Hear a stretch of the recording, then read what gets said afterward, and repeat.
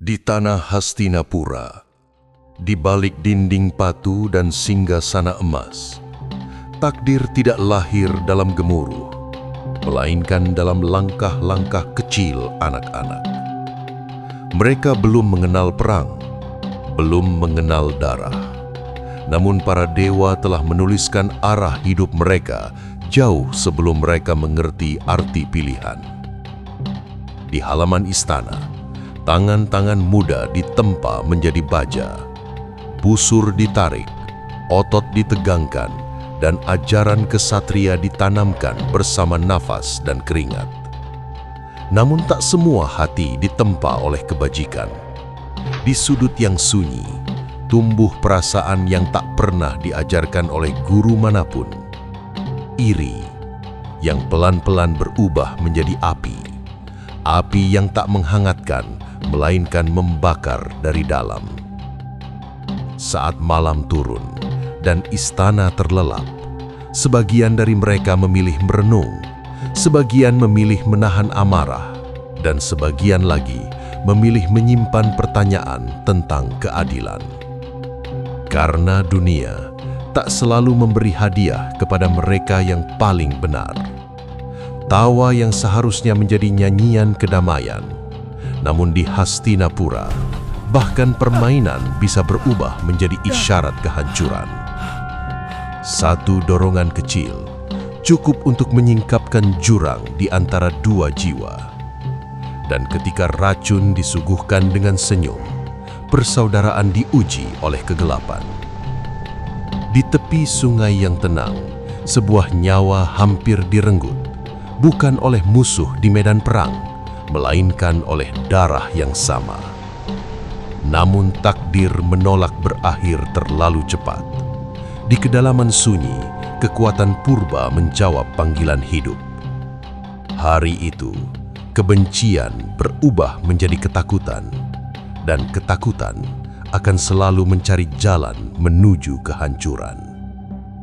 Mereka masih muda, namun roda takdir telah bergerak, persaudaraan telah lahir, dan bersama itu, benih perang pun mulai tumbuh. Selama Pandawa masih hidup, aku takkan bisa hidup tenang. Perang belum terbuka, namun kebencian ini sudah terlalu lama kita pendam. Jika pedang tak bisa digunakan, maka gunakan tipu daya. Katakan caramu, Paman. Aku ingin Pandawa lenyap. Kita beri mereka tempat tinggal, kenyamanan, keamanan, dan di balik kemewahan itu kita sembunyikan kematian.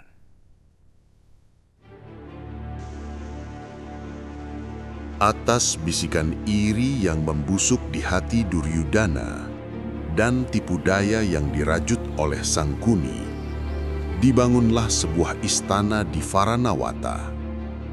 Di sanalah para Pandawa bersama Ibu Kunti diberikan sebuah istana yang megah untuk beristirahat. Laksagraha, sebuah istana megah, dindingnya berkilau, tiangnya kokoh, aromanya harum oleh damar dan getah. Namun keindahan itu hanyalah topeng. Laksagraha adalah istana dari lak, damar, minyak, dan bahan-bahan yang mudah terbakar. Dirancang untuk menyala seperti obor raksasa dalam satu malam kelam.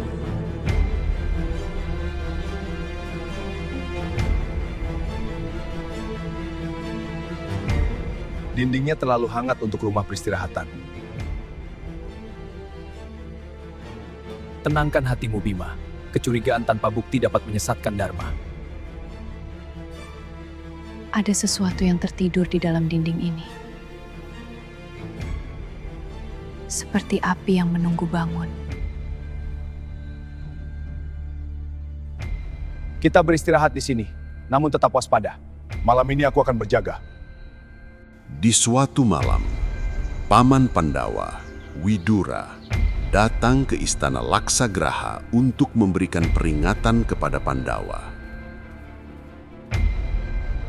Orang bijak takkan tidur di tempat yang dindingnya mudah mengingat panas. tanah selalu lebih jujur daripada dinding. Jadi api memang telah menunggu kita. Maka kita takkan menunggu api. Sebuah terowongan digali dalam diam. Sebuah rencana tandingan disusun dalam bayang-bayang. Api! Istana! Itu istana Pandawa! Mereka masih di dalam! Api! Istana! Anak-anak kunti terbakar! Laksagraha Mereka tak selamat! runtuh menjadi abu. Tapi kebencian belum selesai. Karena malam itu bukanlah akhir, melainkan permulaan perang panjang yang kelak akan membakar dunia. Aku muak bersembunyi. Kesabaran adalah senjata pertama kita. Kita akan kembali. Bukan sebagai korban tetapi sebagai takdir. Aku bersumpah mereka akan hancur. Setelah lolos dari api Laksagraha, Pandawa berjalan dalam penyamaran. Tahun demi tahun berlalu, tanpa mahkota dan istana. Hanya membawa nama yang harus disembunyikan. Di sana masa depan kita menunggu. Takdir menuntun langkah mereka menuju kerajaan Pancala, sebuah negeri yang dipimpin oleh Raja Drupada, raja yang menyimpan dendam lama dan harapan besar. Di sana, sebuah kabar mengguncang seluruh Aryawarta. Sang putri api, Drupadi, akan memilih suaminya melalui sayembara. Sebuah busur raksasa ditempatkan di tengah balai rung. Berat, kokoh, nyaris tak terangkat. Di puncaknya adalah seekor ikan mas yang tergantung di langit sebagai sasaran. Para kesatria tak boleh melihat langsung sasarannya. Mereka hanya boleh membidik pantulan ikan itu di permukaan air yang bergetar. Balai rung dipenuhi raja-raja besar, kesatria dari seluruh penjuru negeri, termasuk para pangeran dari Hastinapura. Satu persatu mencoba.